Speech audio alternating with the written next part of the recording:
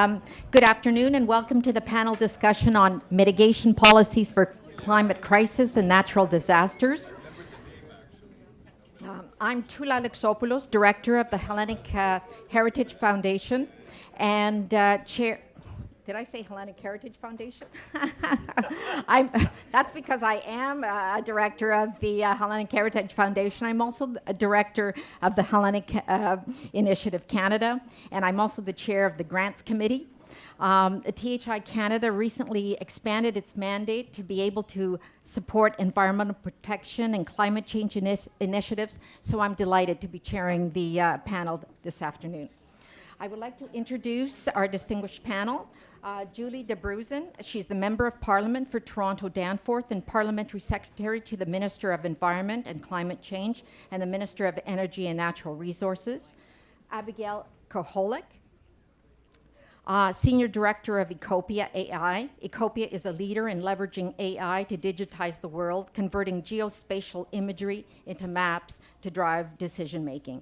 And we have Maria Karra, who has joined us from Greece, a humanitarian and advocate for social change and co-founder of Emfasis not-profit, dedicated to empowering vulnerable groups in Greece. So thank you very much. And I'm just going to take a seat here and take my mic. Great, I think the mics are working well. We have agreed to an interactive discussion in 3 parts, each part about 10 minutes, focusing on the strengths of the panelists. So we will address the big picture policy objectives and targets with respect to climate policy, and then concrete examples at the local level to tackle climate change. We're going to look at the power of AI to help humans find solutions, and on the ground level, look at the responses from those on the ground to devastating natural disasters and opportunities for coordinated efforts. So let's begin now with our first part of the discussion. Let me just set a little bit of a context.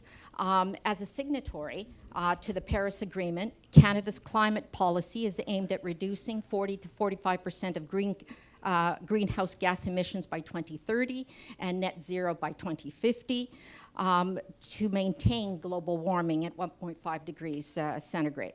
The EU has made similar commitments, although their targets are a little more aggressive than Canada's. The Canadian Climate Institute says that Canada has made big strides in cutting emissions, but that more and faster progress is needed, otherwise we're going to fall short of our targets. And of course, the elephant in the room is President-elect Trump, who denies climate change and supports an energy policy anchored on fossil fuels. So my question to you, Julie, is, what is Canada's milestones in achieving its climate policy? And what do you see as the opportunities and the challenges for a coordinated response to achieve those targets? Thank you. There was a whole lot there, and I think that I think maybe if I can start back to, I know that when I started with this work, I would feel a lot of anxiety about where we were seeing emissions going, what was happening. And in fact, back in 2015, when we formed government, emissions were tracking upwards. So at that point, we were seeing emissions going up. And what was really amazing about that Climate Institute report, the Canada Climate Institute, is it backed up exactly what came out when we put in our inventory with the UN, which is that Canada's emissions are actually tracking down now. So they're now below 2005 levels, and we are on track to meet our 2026 interim targets, which is huge. That was a really huge ship to turn around. But as mentioned, there's a whole lot more work to do to get to our 2030 targets. But I always like to just kind of start with that trajectory, because really it was moving up, and now it's coming back down. And there are a few big pieces to that. And I thought that report was really helpful in how to set it out. For those of you who are a bit older like me, you might remember if you lived in Toronto 20 years ago, I used to work in one of the buildings downtown, and you'd look out across Lake Ontario, and there would be this brown smudge across Lake Ontario over the summer. We used to have about 55 smog days every single year in Ontario. We're now down to 0. And the reason we're down to 0 is because Ontario moved away from coal-fired electricity to non-emitting sources. So we're not fully non-emitting. We're on that trajectory still. And I think that Minister Lecce talked a lot about what that looks like. But moving away from coal-fired electricity was a very big piece of how Canada's actually moving away to reducing emissions. Ontario was at the forefront in that for sure. Alberta actually beat its targets and is off of coal-fired electricity ahead of time. So that's a lot of where the progress has been. We have an 84% non-emitting grid in Canada. That's one of the cleanest grids in the world. So that's the work that we've done. And that means, though, that the next part's harder, right? Like the last 16% on the grid, that's harder. You've heard a little bit, and I think Minister Lecce mentioned some of the programs that actually are the federal government working with our provinces, because we have to work with our provinces on everything to get to where we are. So the refurbishment at Darlington, working on SMR technologies, all of those are pieces where we're working together with provinces to try and improve our ratings to get to a fully non-emitting grid. But the next big piece, and when the Climate Institute did that report, they didn't have it, is what are we going to do about oil and gas emissions? Because those are still actually on the rise in Canada.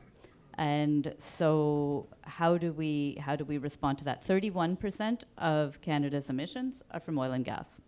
So this week, we just tabled our draft regulations on a cap on emissions from oil and gas. And I am just going to make sure I highlight this piece. It's not about production. It's not a cap on production, but it is a cap on the emissions from the oil and gas sector. And that is going to play a very important role in how we get there. I'm probably running out of time for the amount of time you wanted to give me here, so I'll just say one more quick thing. From Canada's perspective, a lot of the work that we're doing right now is how do we move our country away from combusting fossil fuels? So what you're seeing with the work we're doing on helping people move from oil heating, which is a lot more expensive, a lot more emitting, to a cheaper source of using heat pumps and moving to more efficient ways of heating their homes. If you're in the city of Toronto, the largest source of emissions is from our buildings. So how do we tackle that? That's a big piece that we're working on. Also, how do we reduce emissions from transportation, from our vehicles? So all those pieces kind of have to fit together. And there's a lot more work to do, but I'm really excited that we've actually bent that curve. Excellent to hear such good progress that is being made, and thank you for the segue, because right now I think what we need to look at is what I'd like to hear insights and examples of how local authorities and stakeholders are working together to try to achieve concrete, practical steps towards achieving those targets. And so I'd like perhaps maybe Maria, with access to EU funding for climate action, how is Greece responding? And if you can give us some specific examples of the direction that they're moving into. Thank you very much. I'd like to first say a huge thank you to the Greek Canadian community for inviting me over and giving me this unique opportunity. I'm by no means an expert, so there I have notes. I've done my research. Actually, we were more, as a nonprofit, we were more interested in all energy poverty consequences and how that affected the Greek population. But I do have some great news. So I think when you were in Greece, Tula, in October, we already have Agios Evstratios, which is a tiny little island between Limnos and Lesbos that operated totally energy free and energy independent, may I say. And it's a little island of 250 inhabitants, but for 2.5 hours it managed to operate autonomously using solely green energy. So that's already a practical example of how the local community has been reacting to this. And then we've got Tilos as well, which is an island that it's been trying very, very hard for the last couple of years to go completely zero, just go zero. And it has a fully circular waste management system, which goes from door-to-door collection and resulting in the full recovery of all waste streams produced on the island. But the one that is probably more close to my heart is the Net Zero Energy Care Project, which actually THI Canada is actively involved, and it's a project that is being spearheaded by Tima Foundation, Bodosakis, Latsis, and THI Canada, together with the INZEP company. And actually what it has done, and it is in its pilot implementation, it does transform heavy fossil fuel energy consumption to sustainable and energy efficient consumption in all the people's homes and care establishments, which means that all the savings, instead of being invested on operational expenses, it's now been invested on running the establishment in a much more efficient way, and taken into consideration that Greece spending on elderly long-term care is only 2% versus 15% in Europe. It obviously invites for many more such initiatives, and let's say, due to the way that Emfasis is working on old people care, that this is really exciting and positive news. Great. Well, thank you very much for actually bringing up that example, because that's a particular program very dear to our hearts. And we were very pleased to partner with Tima and the others that you mentioned. And the social benefits are huge. So huge energy costs in these very old care homes.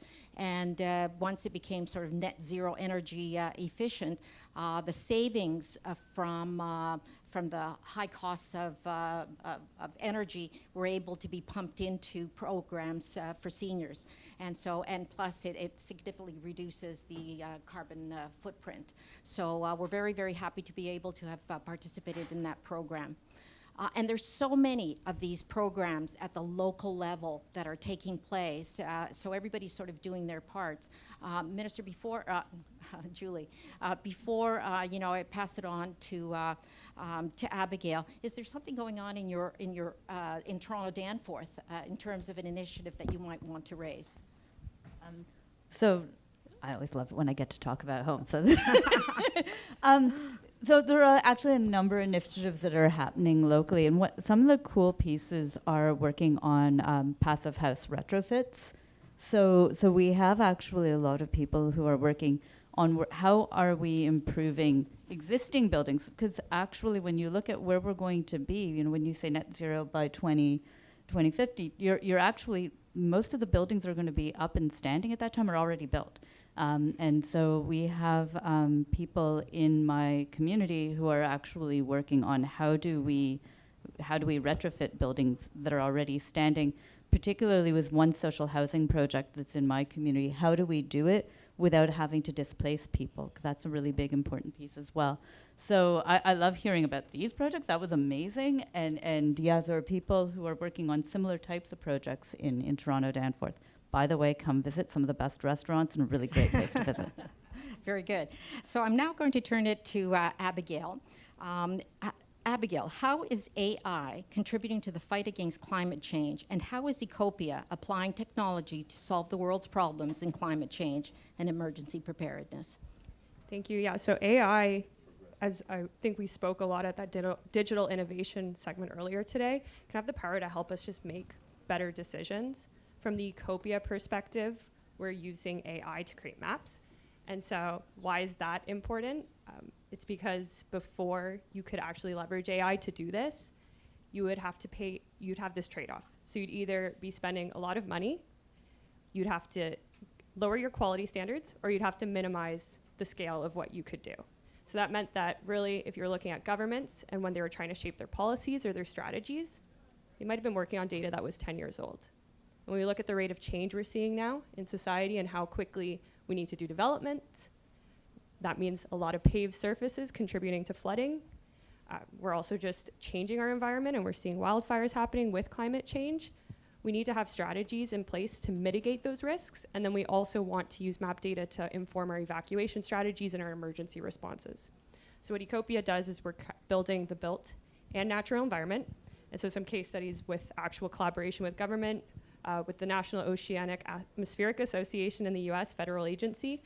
We did all their coastal mapping, and historically they would have to be limited the same way the ESA uses that Sentinel data. It was a 30-meter map, and while that could tell you, you know, this is some built-up space and this is some forest, if you wanted to actually plan your strategy and understand these are areas prone to flooding, this is where we need to do our watershed analysis, this is where we need to look at tree equity to make sure that we're cleaning our air and making sure that people have reprieve from heat. You wouldn't be able to do that with that level of data. So leveraging our AI, we were able to map over 3.8 million kilometers squared. We took it down to a 30 centimeter level instead of a 30 meter. And we did that for them in 6 months. And so that's revolutionizing what they could do. That's 900 times the magnitude of what they were looking at. But to bring it even back to Canada, and just, we've mapped Santorini, we've done some work in Greece, we do work with partners out of there, and we've done some work in Naples. But on the digital twin front, we're working with the federal government now to create an entire foundation for a digital twin. It's not gonna be updated every minute yet, but it's that base map of these buildings so that you understand where you can put your solar panels, and is this roof a good place for this? Here's my defensible space when it comes to these wildfire strategies, and we'll do that for all the cities across Canada. So that's an exciting strategy. We're excited to help, and if you looked in Europe, the way our AI is enabling it to at that same quality of what you're seeing in Europe, you'd be spending that much for about a city and a half. So it's quite exciting because it's making the use of this data actually have that return on investment, so you want to use it, or you can justify using it. Great. Well, thank you. It certainly sounds as if there's an incredible potential for AI. Now, Julie, I understand, and of course, just to put it in context again, Canada is a leader in AI. They were probably the first country to develop an AI strategy, and also they are a leader in terms of responsible use of AI. And I know I've heard from your assistant that you are a real advocate for AI, and perhaps you can give us your thoughts on some innovative ideas with respect to AI in achieving environmental and climate issues. Thank you for that. I think it's really exciting when we hear about the kind of work that's happening. I think it really shows how much the world is changing so quickly. When I was talking about 20 years ago and seeing that, that brown smudge line, we weren't talking about the kind of AI that you're working with now, and that kind of really fast information that we need. I'm really happy you pointed out that Canada has been a leader on AI. I don't think we shout that out enough.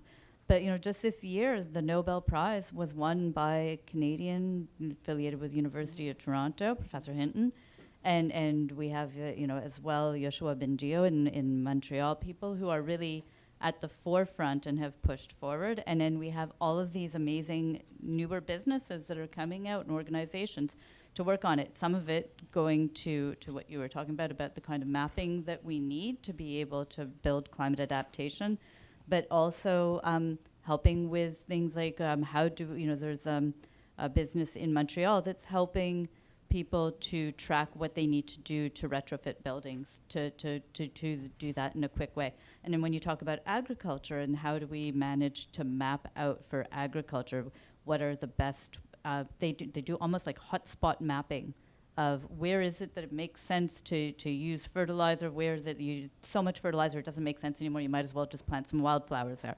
But so AI really helping for people to know how to make best use of the resources that we have.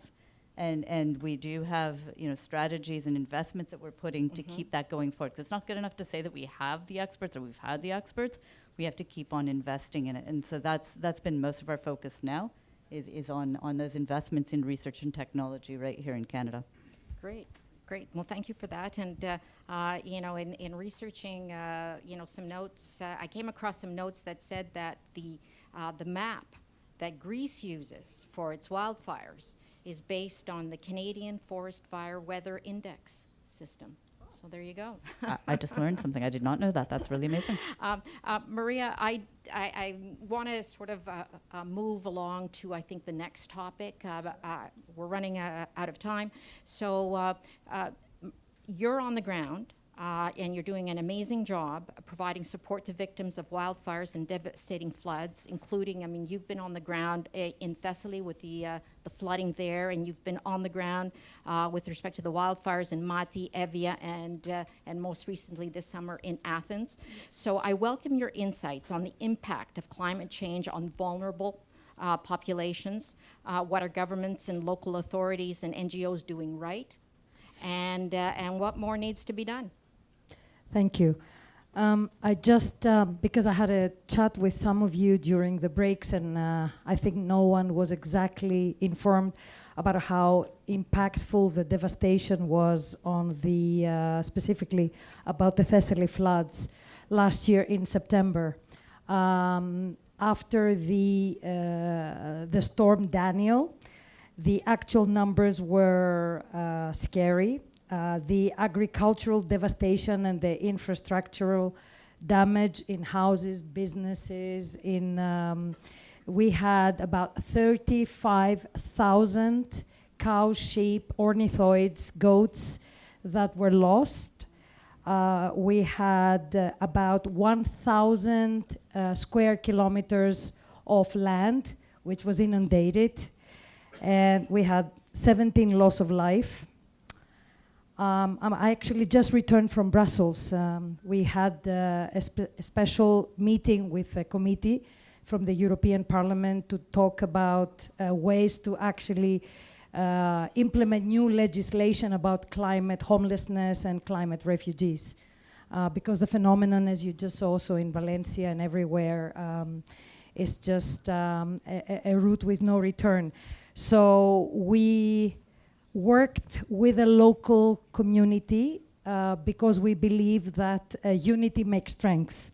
And out of a catastrophic event, Tula, I think something positive came out of it, because a lot of private initiatives such as Desmos, Doctors Without World, we all joined forces. And I have to say, with the help of the diaspora, which is absolutely life-saving in these occasions. We mobilized the local community, we went door to door, we mapped the needs, we mobilized the local community, because it's sad to say that the youth was just there idle, they didn't know how to engage, they didn't know how to help. So we put a special plan together, we trained and we included them in all our efforts. And I think the key word here is the word of trust. I believe that such private initiatives that receive zero government subsidy and zero financial support, but we are 100% based on individual donations and a lot of help from the diaspora. I think these initiatives reinstate the trust of the people to the people and eventually to the state. So with our rescue ready packs and with a lot of prevention drills, training, we went very close to the elderly people, because the population in the most isolated communities were elderly, and they're the ones who refused to leave because this was their birthplace. This is the place where they were born, and they were not going to move no matter what. And this is where humanity cannot be replaced. You need the human presence, you need the human support to take these people and support them during the transition time, when they're waiting for the remuneration, for the subsidies. And I think this is invaluable, and we should never forget how important the immediate human presence is needed in these cases. Thank you very much, and we certainly do appreciate, everything that you do on the ground to help the victims and others, vulnerable populations during these emergencies. And I know that you work sort of in tandem with the state, and so thank you very much for all the excellent work that you do. We are very tight on time, so Julie, I'm just going to ask you the very last question, which Canada has significant expertise in emergency preparedness in light of our disasters. How can Canada and Greece work together to tackle emergency preparedness? Well, thank you. And actually, I think that I just learned one even more today about how we're helping with mapping through AI, which is very cool. But it's good to end on that note, because when we were talking about emissions, it feels very much in the air, right? Like but what we're talking about is all of these natural disasters that we're seeing in our communities because of climate change, and that's why all of this is so important. There's a certain expertise that we can share. There's also the most recent purchase of the de Havilland water bombers, which is an amazing technology, right? Like it carries twice the amount of water of the nearest competitor in the water bomber space, and also it can scoop out water from salt water, fresh water from a lake, so it doesn't have to go back to an airport to refill. I don't know if anyone here has ever had to drive through wildfire. I have. And it is something, when you see those planes going overhead with the water, it's really something that it is shocking to see. And so being able to provide that kind of technology through trade with Greece is one way. And then also that comes with the training that goes alongside it. And more we're seeing internationally that firefighters are having to come to support one another across the country. There's a training piece, and then there's countries who are stepping up and helping each other out. And that's where, if you talk about humanity and world community, we are all in this together. And so I think it's really important wherever we can step up to support each other. Great. Well, thank you very much, ladies. That was an engaging discussion and a lot of food for thought. Yeah, Thank you very much. ευχαριστώ. Ευχαριστούμε πολύ.